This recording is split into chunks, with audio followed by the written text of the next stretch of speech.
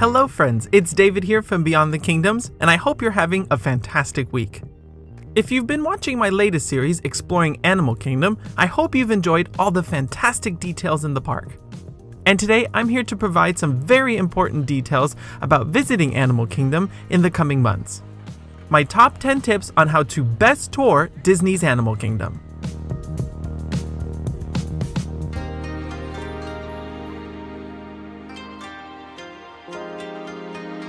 Okay, so my first tip is very simple, but something even I just learned about.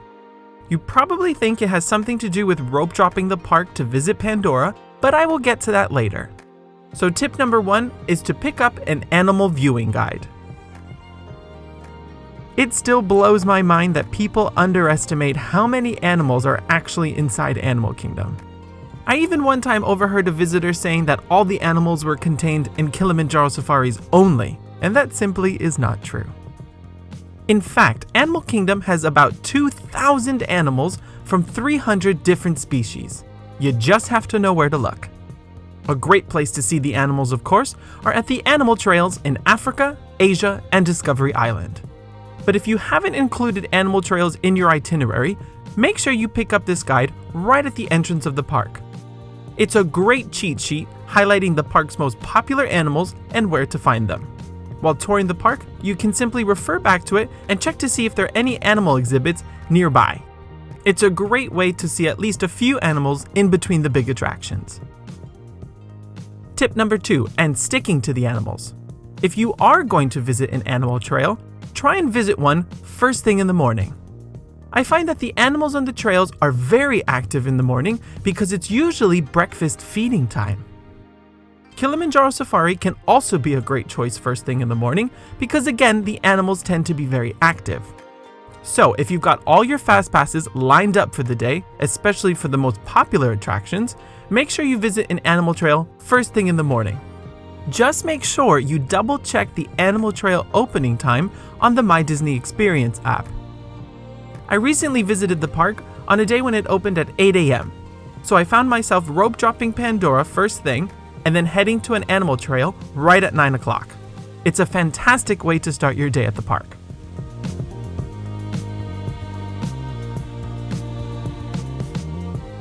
Now let's look at some of the attractions.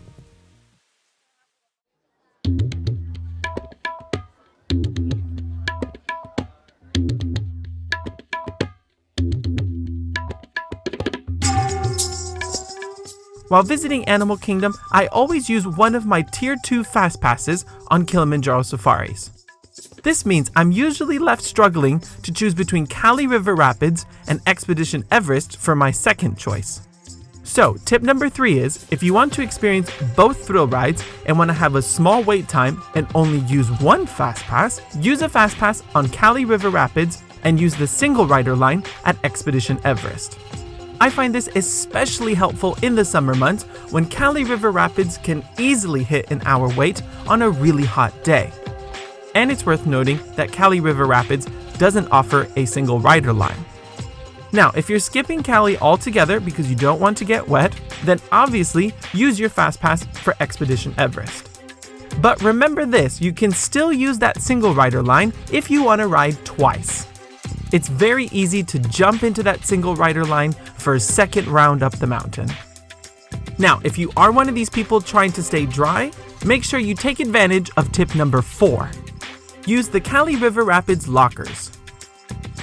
I don't know exactly when this changed, but the rafts at Kali River Rapids no longer have containers in the middle to store a few small items.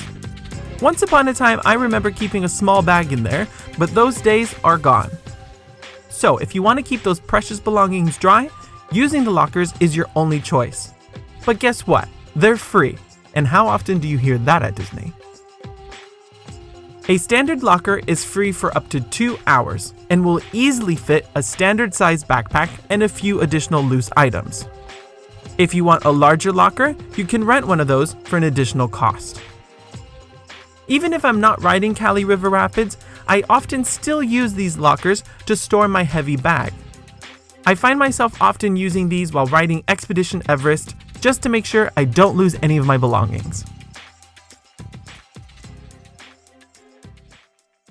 Alright, now let's look at some of the characters in this park. This is especially great for the little ones. Tip number 5, make a pit stop in Dinoland, USA to experience Donald's Dino-Bash. If you haven't been to Animal Kingdom in a while, this will be completely new to you because the character offering just began this summer.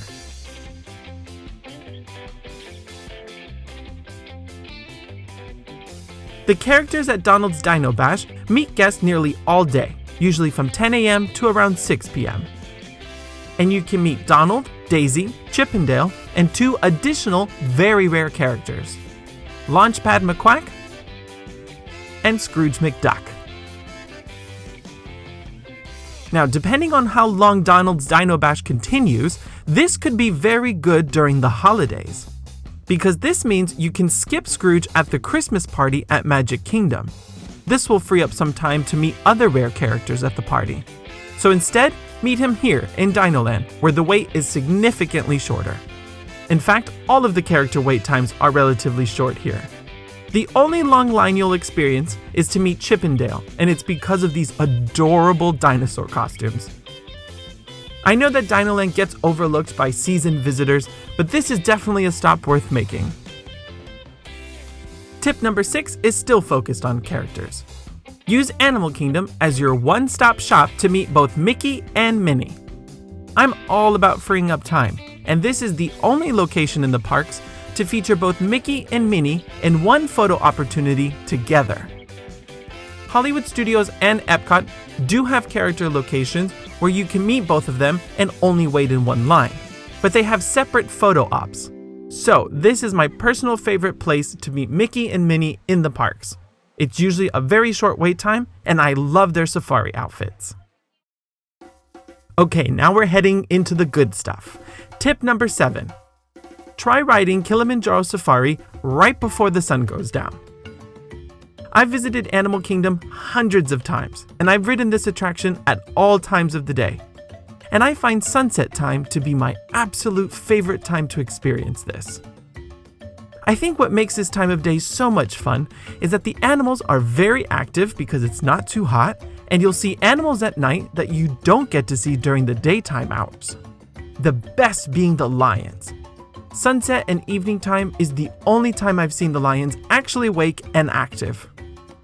So when booking a FastPass Plus for this, get on the internet, look up sunset time on the day you're visiting the park, and book that FastPass window an hour before official sunset time. It is a truly magical time to experience the safari.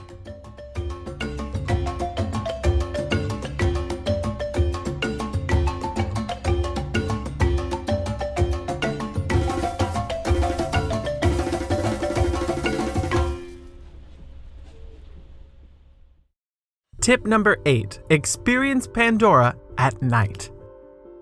Like the safari, I've experienced Pandora at all times of the day, and after the sun goes down is my favorite. The bioluminescent forest is so magical at night and something that you won't see or experience anywhere else. You'll truly feel transported to a whole nother planet. I like to end my day at the park in Pandora because I find it to be much easier than the stress of rope drop, which leads me to tip number 9. If you can't get a FastPass Plus reservation for Flight of Passage, consider riding it at the end of the night. Many of you will probably prefer rope dropping this park to make a beeline to Flight of Passage, and that is not a bad idea. Believe me, I love to rope drop the parks. I'm a morning person. But I find rope dropping at Pandora the most stressful rope drop of them all. And that's because you really have to try and make sure that you're as far ahead of the pack as possible to make it count. Because if not, you could find yourself rushing in the morning for absolutely no reason. If you are going to rope drop, make sure you're doing it properly. If the park opens at 9, be at the entrance by 8. If you arrive to the entrance right at park opening time, you'll probably find yourself at the back of the pack. This may not throw your whole day off, but I don't see the point in waking up at the crack of dawn to still wait in a 2-hour line. So if you're like me and you don't want to be stressing out while on vacation, ride the attraction at the end of the night. But again, make sure you're doing it right. If the park closes at 10 p.m., try and get to the ride entrance around 9 p.m. just in case they start to close off the line. It's way more enjoyable to end your day at the park in this land.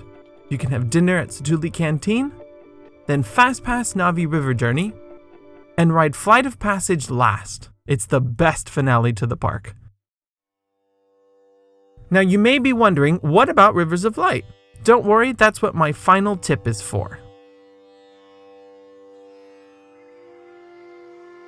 I personally like Rivers of Light, but I don't love it. After seeing it once, I didn't really feel the need to see it again, hence why I end my day in Pandora. But for those of you who really want to see this new show, my tip is to not waste a FastPass Plus on it, and instead consider one of the dining packages. If you're already planning on eating at a place like Tusker House or Tiffin's, then definitely use the dining package to get your reserved seating for the show. The small upcharge makes freeing up a FastPass well worth it. The cheapest option to do this is to do breakfast at Tusker House. This version of the dining package is $39 for adults and $24 for kids. On top of sparing a FastPass, you'll also get to meet characters, such as Mickey and Donald, and then you can knock off 2 more things off the to-do list. Now, if Tiffin's is already in your plans, definitely do the dining package here, because you actually might save some money on your bill. The entrees at this restaurant are pretty steep, so make sure you check the menu. Now, if these 2 restaurants don't appeal to you, then your final option is to try the new Rivers of Light dessert party. On top of reserved seating, you'll get to eat all the sweets you want and still enjoy the show. Now, I will point out that this is the most expensive option of the 3. The dessert party costs $79 for adults and $47 for kids. I personally would do one of the restaurants instead of the dessert party. If you are looking to do a dessert party, the one at Happily Ever After is really the one you want to do because that show is immensely popular. But these are just my opinions. And if you're really lucky, you may be visiting Animal Kingdom on a night where there are 2 performances of Rivers of Light.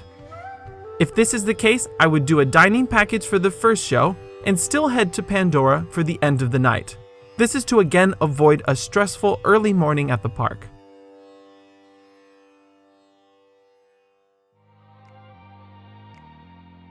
So there you have it, friends, my current top 10 tips while visiting Animal Kingdom at Walt Disney World.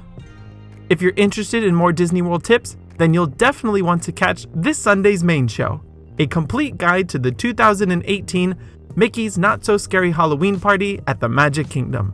And until then, remember, if you can dream it, you can do it.